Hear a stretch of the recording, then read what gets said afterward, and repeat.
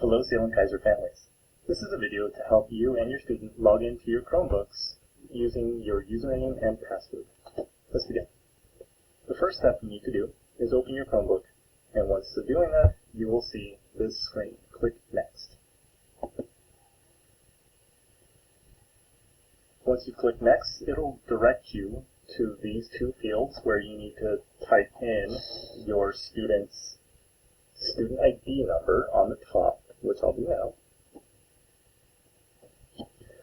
And down below that, where it says password, type in the password that you have been given to either by a teacher or another staff member. And if it has not happened yet, just know that phone calls are still being made and you should receive that information soon.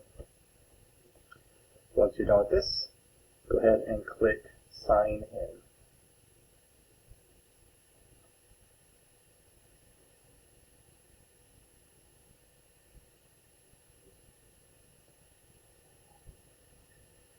Sometimes this process takes a little while, especially when it's your first time doing that, and you'll know that everything was good.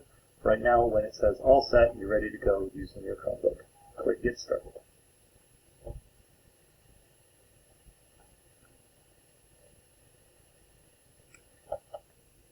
Once you have finished logging in, you will be directed to this page.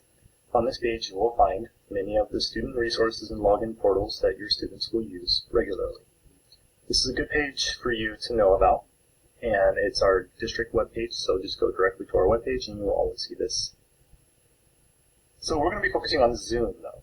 So we click on Zoom, and when you click on Zoom, it is going to ask you to put more information in.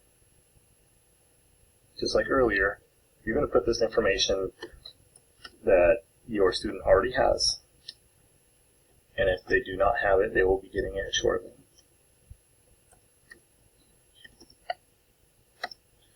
And then click Sign In. Once you've done that, you are now logged in to Zoom, and it's going to take you back to this page. We're not going to be doing any start of meetings. We're going to be joining a meeting. And your teacher will be sending you communication, whether it's an email, a remind link, or some other function, whether it be Canvas or something else. She's going to give you a link. So here, I already have a link. I'm going to turn off my video so that when I start the meeting, my video is not going to be on and it's not going to slow down the meeting itself. Now I click Join.